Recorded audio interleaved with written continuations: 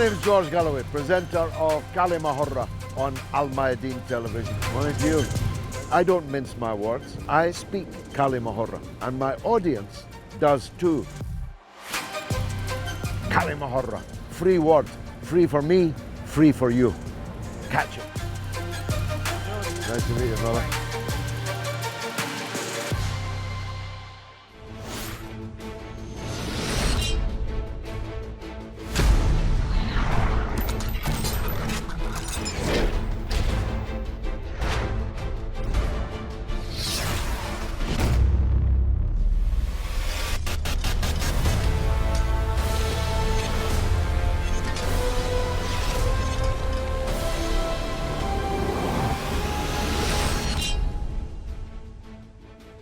Welcome to Kalima Hurra with me, George Galloway, on Al Mayadeen television, coming to you from London and unusually discussing something British. The Prime Minister of Britain, Boris Johnson, is in deep, deep trouble. The proximate reason for the trouble that Boris Johnson is in need not detain us for long, for it is merely a cipher for several other currents that are running through British politics and through the ruling Conservative Party, which has been in power, either in coalition or absolute power, now for 12 years, with at least 2 years still to go before the next general election. That's a long time. Boris Johnson is not what people say he is. He, with his exotic lineage involving the United States, New York, Turkey, Russia, et al., is no kind of traditional British white supremacist. Neither is he, as some on the left claim, maybe even here today, a hard right politician leading a hard right political party and government. As a matter of fact, Boris Johnson is a liberal. As a matter of fact, he's a licentious liberal of the most extreme kind. He's lived his entire life not caring about who he hurt, upset, betrayed, not caring for any difficulties that he, with his own behavior, has led himself into. There are a litany of families of Boris Johnson. Not just his own families, but his, how shall I put it, intervention into the lives of other people's families. Champagne, cocaine, cannabis. He has led the life of a 19th century English public school boy, a kind of cross between Billy Bunter and Flashman. Look them up if you're not familiar with them. He is a liberal. There is no polar bear he wouldn't hug, no green cause he wouldn't embrace, no gender or sexual cause that he will not hoist the rainbow flag for. So he's not a white supremacist, and he's not hard right. In my view, he's not even a conservative at all. And that is one of the problems that he is facing. He's not a conservative at all.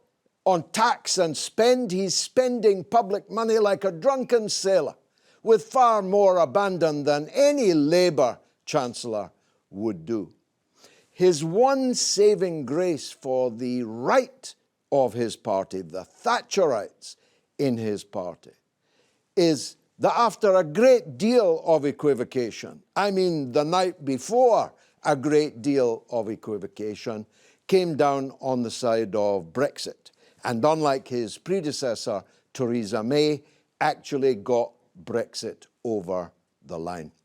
But that's a wasting asset, especially as he hasn't actually grasped the power that Brexit gives him to strike an independent course in foreign policy, in trade deals. In Latin America, for example, almost all the trade deals remain still to be done.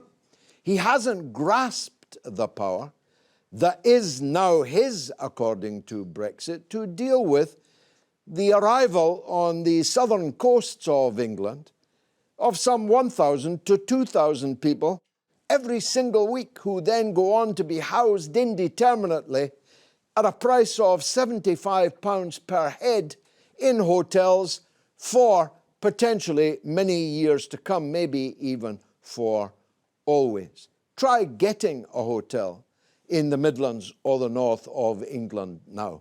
You will not. They're closed for usual business because the profitable business is in the refugees and the asylum seekers. So Boris Johnson is in trouble because he's not conservative enough for some of his fellows, and he's too Brexit for many of the others. Now, he faced a no-confidence motion. He won it, but he didn't win it well, despite all the protestations to the contrary. He had more votes against him as a percentage of his parliamentary party than Theresa May had when she had a vote of no confidence tabled against her, and she was out within 6 months. When I myself was in Parliament with one of the guests here today, John Major triggered his own vote of confidence, and he had fewer people against him than Boris Johnson did recently. And we know what happened to him. In 1997, he went down to a landslide defeat at the hands of soon-to-be Sir Tony Blair. These are my views. I summarise them thus. I believe that Boris Johnson will hold on because his opponents in his own party have no leader and they have no programme. When Mrs Thatcher faced the challenge of Michael Heseltine, although Heseltine didn't eventually win, he was quite obviously a leader. And he had a programme which was to break from the Thatcherite economic model that his predecessor had fashioned and ruled Britain for a decade with. So without a challenger, without an alternative programme, Boris Johnson is probably here until the next general election. The question is, will he then face the same fate as John Major? I'm joined, as always, with a group of excellent, real experts. I'm just the enthusiastic amateur. And we're looking at what is the future for Boris Johnson, Prime Minister. Robert Olds, you're a well-known spokesman for the Bruges Group, which was a Thatcherite grouping, which was one of the pioneers, I must say, of the struggle for Brexit. I'm imagining that the only thing that attracts you to Boris Johnson is Brexit. Would I be wrong? Well, Boris Johnson is benefiting at the moment from the fact that there, as you mentioned, there isn't really an obvious choice of a replacement. There isn't an alternative ideology, and Boris Johnson can pretend to be any number of political wings of the party. He will throw red meat to Eurosceptics by promising to do something about Northern Ireland and making sure that's brought back fully into the UK and out of the EU's orbit, or promising to do something about asylum seekers and migrants by having the Rwanda policy. We're deporting people to Rwanda to have their applications processed. He can do things like that, but at the same time, he can present himself to other sort of one nation Tory elements of the Conservative Party by his ambitious tax and spend policies, which, of course, in terms of the state intervention, state expansion of the state, it's as big as it was under Clement Attlee, the socialist Labour Prime Minister after the Second World War,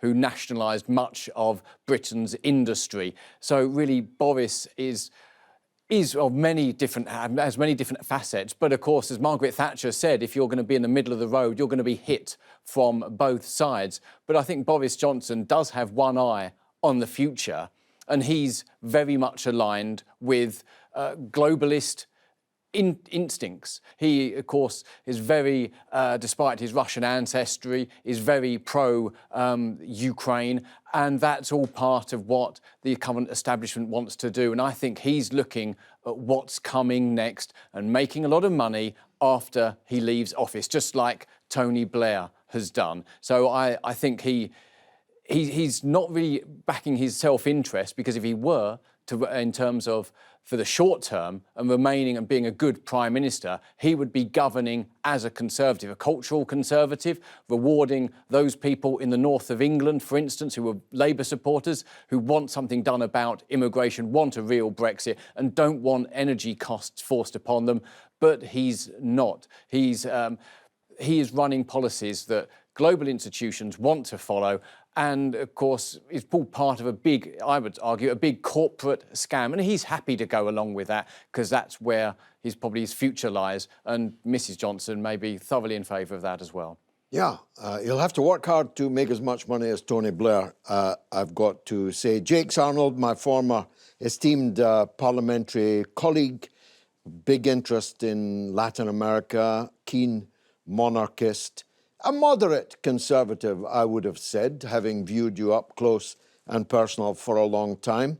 Are you one of those that doesn't like some of the policies being pursued by Boris Johnson, but think he's the best man for the job, at least the best man you've got available at the moment? I think you summarise that probably quite well. For many of the reasons we've just heard, there needs to be a change of policy course in what's going on. But I have to say, the thing I most admire about Boris is his stamina. He's been our Prime Minister for coming up for 3 years now, and he literally has been under intense pressure with no let-up. He inherited an unruly Remainer Parliament. He managed to get Brexit through. He fought an election and won it with a majority of the likes we haven't seen since you and I were elected. Then gets hit by the pandemic, not only nationally in terms of his office, but in person. It very nearly killed him. He's not had any time for recuperation and convalescence, because he's been straight into how financially he would support the people and businesses in this country. And then to cap it all is Putin's murderous adventure in Ukraine. Boris is a descendant of many countries, but not actually of Russia. But he is supporting Ukraine. Why? Because of his belief and our beliefs in freedom. And the Ukrainian people who are fighting for their freedom against this barbaric attack very much appreciate what he has done. He is leading the free world in fighting back for freedom and giving support to the Ukrainians. I heard a hoarse laugh off the side of the studio there. I'll not follow you down that road, except to say how profoundly I disagree with it. But he is spending money like a drunken sailor, isn't he? Where is that money coming from? It is coming from the future through debt. Now, I'm going to say that to I'm going to go and buy a car and tell the man who's selling the car, this money for this car is coming from the future. Well, see if you can get away with it. I would just say, if you look at the way we got through the pandemic, why was it immediately afterwards we had an immediate bounce back far bigger than other members of the G7 and so on? Have you filled your car lately? Have you tried to calibrate your Let us stick to the point. You asked the question. Bill. You asked the question, where's this money coming from? The question that he was faced with is, do you support the British people and businesses to somehow get through this unprecedented plague of COVID that we suffered? That was his problem. Then to be hit with the Ukrainian war and therefore the vast increase in the cost of energy, he has had, again, to produce the finance to support people under extreme duress and difficulty. Did he necessarily want to do that? Probably not in financial terms, but he, as our Prime Minister, had to weigh it up and what was the highest priority. And both in terms of dealing with COVID and now in terms of dealing with the energy, he's sided with the British people and the determination that we all get through this. Okay. Hussein Ali Diakids, You are uniquely on this panel a left-wing Muslim community activist, a well-known one, but you're also a historian, a geopolitical analyst, a big supporter of the Palestinian people, and we can admire your handsome kafia, which will be widely cheered by the audience around the Arab world.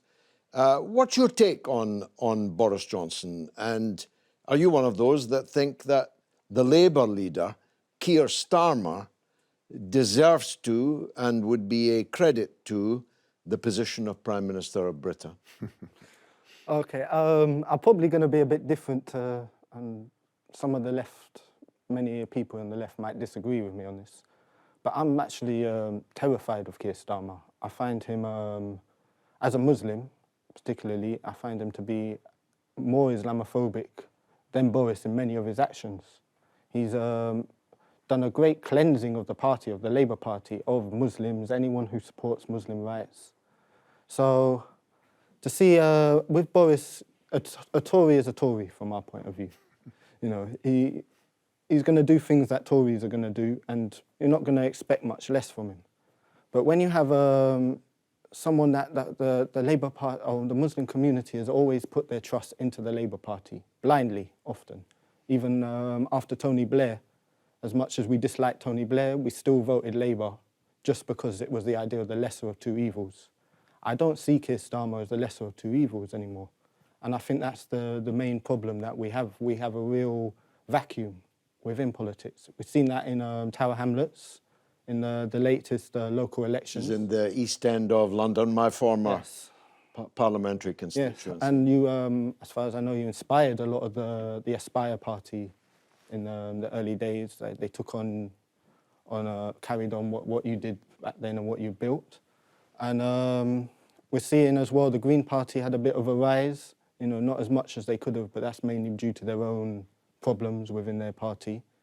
But there is a big vacuum there for left-leaning people, for Muslims, for people who support minority rights that we're not seeing in the Labour Party. We're just seeing, it's been said many times, a Tory light, but to the point now where it does feel like it's become more extreme.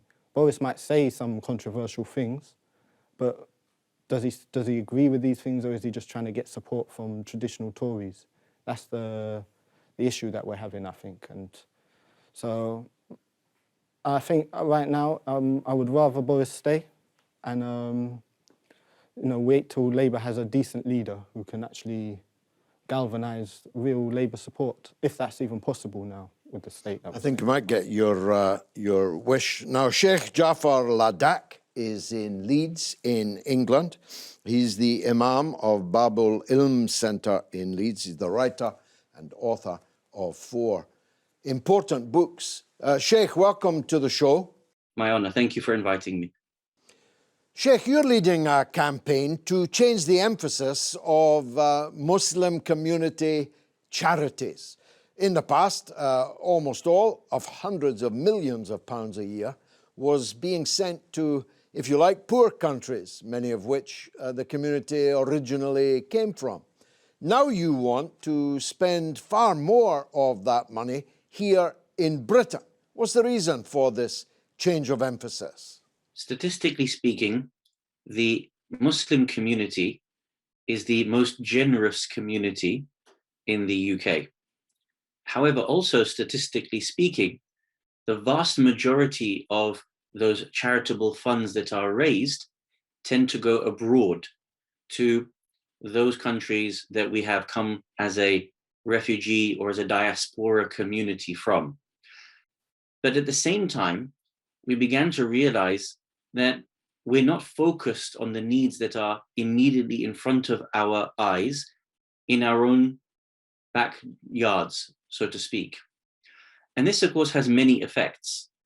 Now, in the times in which we're living in, since the time of austerity over the last 12 odd years, many millions of children have been plunged into different levels of poverty. And this is something that is now front page of national newspapers. We're actually seeing, for example, the unions, such as those unions of teachers, those unions of head teachers, describing what they're seeing on a day-to-day basis in their classrooms. When you have a government that has pulled the rug from underneath communities, we knew immediately that we need to focus attention on serving those needs that are immediately in front of us. So we looked at which communities we could support and also charities that we could join. So this was the genesis of what we tried to do over the last couple of years. So who should be blamed for the situation you describe? Is it Boris Johnson and the government's fault? How did we get into the mess you describe? The fact of the matter is that the British economy is the fifth, or at least the sixth largest economy in the world. There is no reason as to why the fifth or sixth largest economy in the world should have so many millions of people going hungry or suffering in such a drastic way. That tells us that the problem isn't just Boris Johnson. Of course, his mishandling of the pandemic and the entire Brexit fiasco is well known to everybody.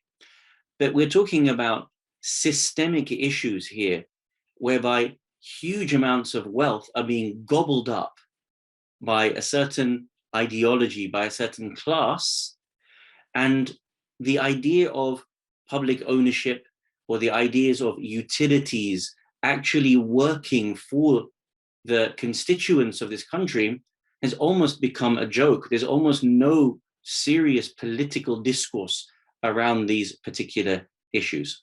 And so someone like Boris Johnson or the Conservative Party is a symptom of what the British economy is like today. But actually going back a step to what you asked, when we say who we blame, I think we also have to look inwards as a Muslim community and wider as a British society to ask ourselves, for how long will we tolerate this level of corruption? And how long will we tolerate people in our country going hungry?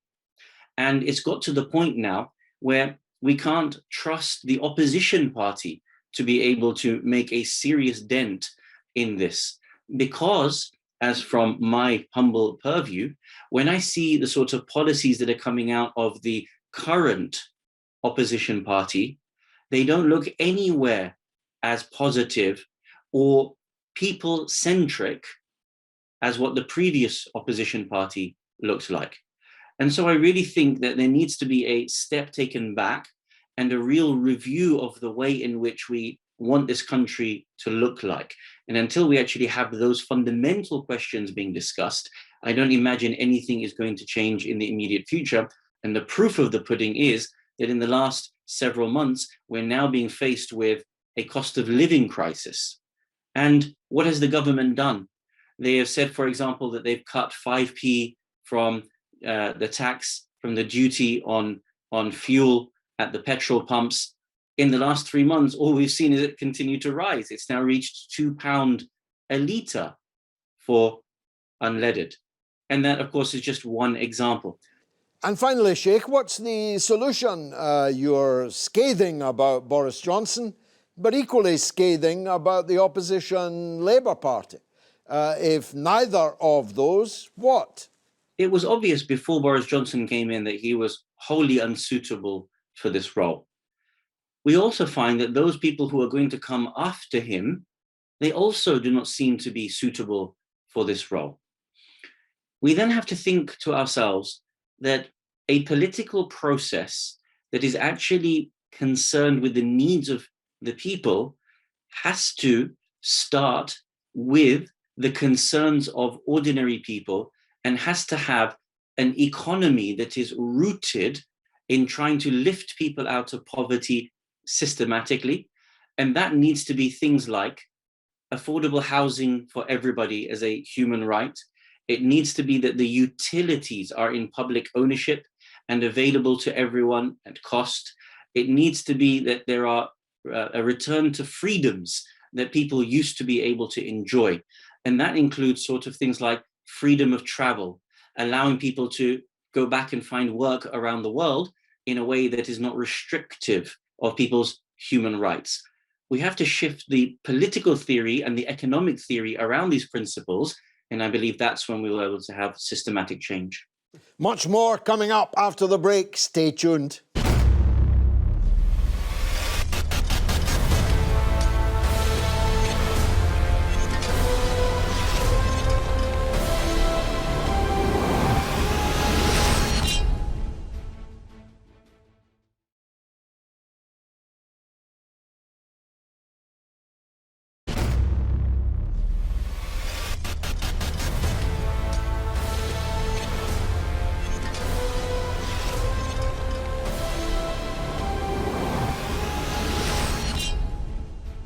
You're watching Kalimahora with me, George Galloway, on Al Mayadeen Television, coming from London, talking about the man in 10 Downing Street in London, who currently, at least, rules the roost.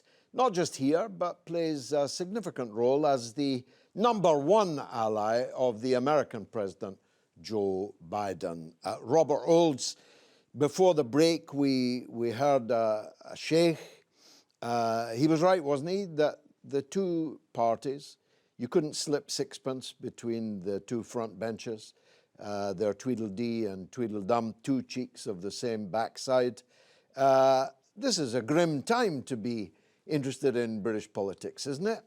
Well, it's been an exciting time. They've had Brexit, which has been a great success, a great debate that had lasted for many decades and has finally been resolved, bar a few issues regarding fishing waters, migration, and of course the position of Northern Ireland. But what an exciting debate! And there was the Labour Party, recently led by Jeremy Corbyn, which was offering something very different, but was defeated at the general election of 2019. At this point in time, there is this merging. Boris Johnson is, to a large degree, a man of and from the media, and really sort of follows the establishment agenda in one sense of what he's often has one eye on what the newspapers will be printing the next day. And if the media call for something, then of course he will put that into action. And Keir Starmer is, again, not too dissimilar. So in that sense, yes, it is very disappointing. But if he were to think that the Labour Party would be a home for Muslim people, when of course the Labour Party is really pro-corporation, against free enterprise. And killed 1 million Muslims in Iraq. Absolutely. And of course is obsessed by woke issues. Let's hear from Professor Alex Charles, who's a writer and a thinker of note. He's a journalist and a retired University of Winchester professor. Professor, thanks for joining us. Thank you. Professor, how do you see this situation? We have a government under serious pressure, Prime Minister under siege, really, the weakest opposition that in my political lifetime we have ever seen. None of the other parties making a breakthrough either. How did we get into such a sorry pass? It's difficult, isn't it, George? The United Kingdom currently probably has the weakest government I've known in my lifetime. That's pretty much because we have the worst prime minister that one could imagine. Boris Johnson isn't a warmonger. He's not necessarily even personally financially corrupt. But Boris Johnson is just a person of absolutely zero honesty and zero honour and zero integrity. It is difficult to imagine a worse person to be Prime Minister. Now, Johnson says he has lots of ideas, but of course it's not a Prime Minister's job to have ideas. It's the Prime Minister's job to lead the country, to implement those ideas, to get his party and to get other parties and the country behind him. The UK is in a state of significant economic crisis. This is a really, really bad situation for the UK. It should be a situation in which the opposition parties, and particularly the Labour Party, are able to take advantage of this. But the Labour Party, frankly, has as a leader a man without a lot of charisma, Sir Keir Starmer, a man of great honesty and honour and integrity, but who doesn't really excite the voters very much. And so the Labour Party hasn't really been able to take advantage, as it should, of the absolute collapse of the authority of the government. We're also, of course, in a situation in which the leader of the opposition Labour Party is also currently under investigation by the police for having breached lockdown regulations. He says he hasn't, and he says he will resign if the police disagree with him. I believe he probably will resign. Unfortunately, we have a prime minister who definitely did breach lockdown regulations, who has been found guilty by the police of doing so and who's accepted a police fine, and yet who hasn't resigned. Well, the Prime Minister has just won a vote of confidence from his parliamentary colleagues. Will he therefore be able to carry on, or will he fall at the hurdles like some of his predecessors did? Yeah, well, Boris Johnson had the support of 59% of his MPs. That's not a lot. If we compare it to John Major and Margaret Thatcher, they, of course, had a greater level of support. Theresa May had a greater level of support, and she was gone in a matter of months. This is hardly a major vote of confidence when 41% of your MPs have voted against you. That's a bad thing. Remember, of course, if those people voted against him in a general vote of confidence in Parliament, and I'm not saying that they would, but if they did, if they voted the same way, then the government would collapse. This is not good for the country. The majority of members of Parliament do not believe that Boris Johnson should be Prime Minister.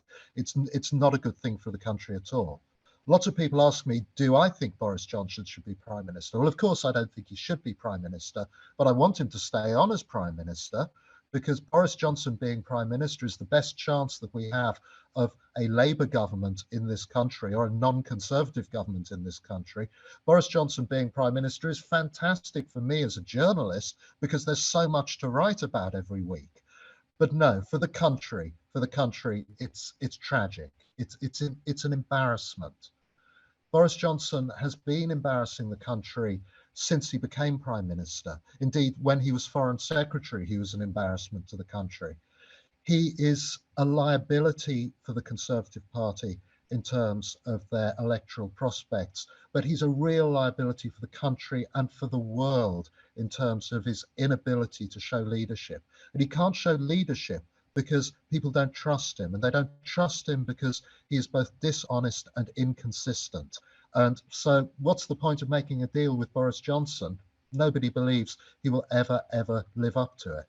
Well, Boris Johnson has won 3 elections against the grain, in the third case at least the size of the victory. He twice won the mayoralty of London, overwhelmingly Labour city nowadays. And of course, he got a huge parliamentary majority, but 3 years ago. Who on earth have the Conservatives got to replace such a man with? So, yeah, Boris Johnson has in the past been, if not a great communicator, an amusing communicator. As Mayor of London, he was a figurehead.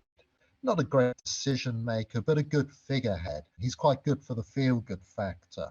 He's quite a funny chap. He's very good on TV game shows. He's very amusing. What he isn't is an honest and honourable and trusted leader. The trouble is, of course, that like many weak leaders, he's surrounded himself with some very weak people. And there aren't any obvious people in the British Conservative Party, certainly senior in the Conservative Party, who could take over from him. The Conservative Party's own most preferred candidate is Liz Truss, the Foreign Secretary. But Liz Truss is not at all popular in the country. She seems ineffective. She seems, frankly, like an overly enthusiastic schoolgirl in many occasions.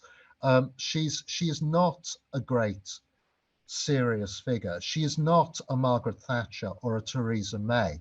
Now, I didn't like Thatcher or Theresa May, but they were serious politicians. Liz Truss doesn't seem like a serious politician.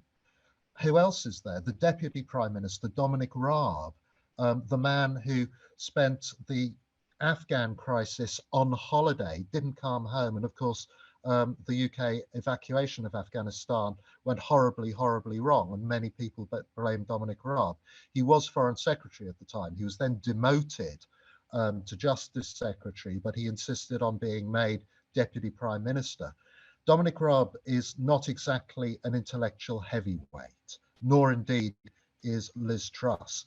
Having said that, there are some very good people actually in government at the moment, not white, and the Conservative Party is very, very unlikely to vote for a non-white leader. The current Education Secretary, of course, very competent at that, who formerly ran the vaccines campaign in Britain, showed very great confidence at that, I think would be a decent Prime Minister. I don't agree with him ideologically, but I think he'd be a competent Prime Minister. But unfortunately, it's unlikely that the Conservative Party would vote for a person like that. I think the British people would be perfectly happy to vote for a person of colour as Prime Minister. I'm just not convinced that the Conservative Party would do so. And therefore, they're really rather stuck. They've got a load of frankly incompetent and uninspiring white, middle-class, middle-aged people who are most likely to be voted as Tory leader, but who frankly wouldn't make a decent Prime Minister. Jakes, you were getting hot under the collar there. Why? Well, he sets up Aunt Sally's. He's not mentioned a number of candidates were there to be election, but we actually have a... You're welcome to. We actually have a first-rate in the current Prime Minister. Well, 41% of the MPs for the Conservatives don't think he's first-rate at all. Because he has been knocked off course by the unusual, the completely unprecedented case in this for a century of a pandemic of this sort. But the 41% know that also. You're not the only one who knows that. They have the same information as you. But 41% said they had no confidence in him. Yes. And I believe that we have seen this before. At the time of Margaret Thatcher in 1990, there was panic by people who should have known better, worried about their seats. Well, what they should be worried about is the country. How did she get on after that panic? And she carried on. She was toppled. No, she wasn't toppled. She stood down in order to make sure that we were not succeeded by Michael Heseltine. Well, that's a very novel interpretation of the history. There was a motion of no confidence, a challenge. Yes. She won it, but so many of her colleagues did not support her that she stood down.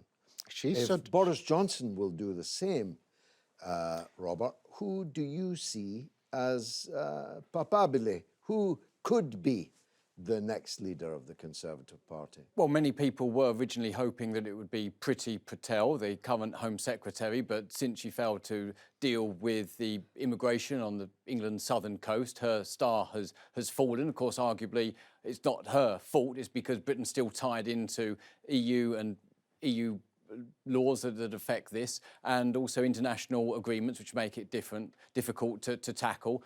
Rishi Sunak, again a man of Indian origin, was originally touted as being the man that would have succeeded, but of course his star has also fallen since he made a hash of the economy. And is he really suitable? Because he's an ex-Goldman Sachs man, and that for me and for many people would create question marks.